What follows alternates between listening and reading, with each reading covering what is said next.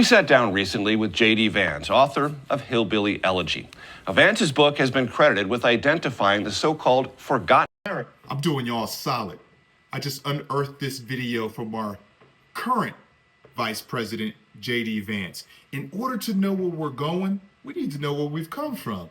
Let's listen to some of his political views that he put out over 7 years ago. Again, a lot of it's going to be a shock because the guy doesn't even look the same. Diets are wonderful. I'm a huge advocate for great dieting. Who helped carry Donald Trump to his unexpected victory. A year into the Trump administration, Vance warns those voters might well be disappointed if the president's rhetoric doesn't match reality. I started writing the book back in 2013, and of course, no one at that time, certainly not me, knew what we were going to see with the nomination and then, of course, the election of Donald Trump. So definitely thought that when the book was coming out, and this is June of 2016, hard to believe it's been that long, I thought... I mean, my man sounds the same, doesn't look the same, but that's okay.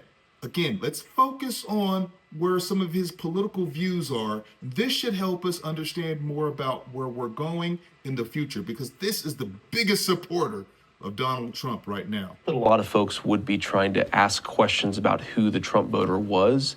And of course, that's a little bit about what my book is about. I don't mention Donald Trump, but I certainly talk a lot about people living in a certain part of the country, people from a certain demographic segment who did overwhelmingly support the president, both in the nominating contest, but also, of course, in the general election. For that community that you write about in the book and that you grew up in, what do you think those larger truths are that they heard that he spoke to in ways they hadn't heard before? I think one of the most important larger truths that he spoke to is the importance of jobs in the life of the community. If you think about Republican rhetoric, let's say, during the campaign of Mitt Romney, very focused on the noble entrepreneur, very focused on the job creator, but not so much on the worker.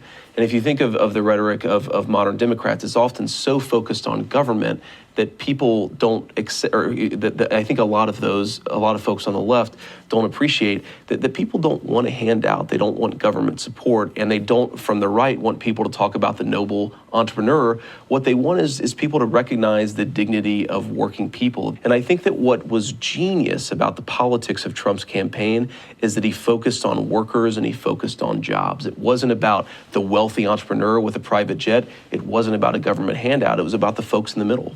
In the conversation about the tax bill, as an example, he doesn't talk about supply-side economics. He doesn't talk about any theory at all. When the president talks about tax reform, he talks about the people who will benefit. He talks about American jobs. Yeah, let me tell you why he doesn't talk economics. I mean, for goodness sakes, the guy's got an economics degree from Wharton Finance University. He needs to meet the people where they're at. Talking economics and indicators and all that stuff, nobody understands that stuff. But what they do understand is money in their pockets and available jobs. He talks about the fact that we're going to be taking money that's overseas and bringing it back to the United States so that it will employ American workers. I think that focus, again, on the American working and middle class is to me the most thoughtful and in some ways the most genius part of Trump's approach to politics. And I will tell you, having attended more than 75 Trump rallies, there were times when I would laugh to myself when he would say, every dream you've ever dreamed is going to come true and America's going to get back winning again. I thought, oh, come on, even by political standards, this is sort of cotton candy taken to the maximum level. And yet, having read your book, it occurs to me the concept of putting winning or victory central to it, to people who maybe feel like they've either become losers or forgotten. That was much more powerful than I thought or imagined at the time. Do you think that's possible? Yeah, well, I think that sense of loss is really important. The idea that 30 or 40 years ago, things were really going well, and now they've started to disintegrate, not just our work life, but our family life and a lot of other issues on top of that. Do you think there is a danger for Trump going forward, the president going forward, and these voters that his rhetoric and their expectations may never match? I think that that's certainly a concern. It's a political concern for the Trump administration, but it's a concern for Americans. It's a ground level concern. Absolutely. It's a concern for a lot of folks who really do expect things to get a whole lot better. One of the things I really worry about is that if you don't see middle class wage growth, if you don't see the economy in certain areas of the country, the middle part of the country, starting to come back in the same way that it's doing, especially well, let's say in California or New York, then people are going to become politically frustrated, but more importantly, they're going to have a lot of hope stashed, the sense that maybe. Got a question for everybody. Whether you voted or you didn't vote, or you voted the opposite direction in terms of whether it was going to be for Kamala or Trump, are you happy? Are you truly happy where we're at in the economy today? And let's just say you are or you aren't. Do you have optimism? Are you optimistic about where the economy is going within these 4 years, obviously? I'd really like to know your answers in the chat below, just to give people a sense of calm or a sense of fear. Who knows which direction we're going? This is the moment, this is the electoral moment where a lot of our fortunes turn around. That's going to disappear, and consequently, folks are going to be pretty upset about it. And part of your next phase of life is to deal with this. Yeah, definitely. One of the things that I'm working on with Steve Case is this Rise of the Rest initiative that I'm pretty passionate about. If you look at where the net job growth comes, it comes from high growth startup companies. And unfortunately, you don't see a lot of high growth startup companies outside of California, New York, and Boston, Massachusetts.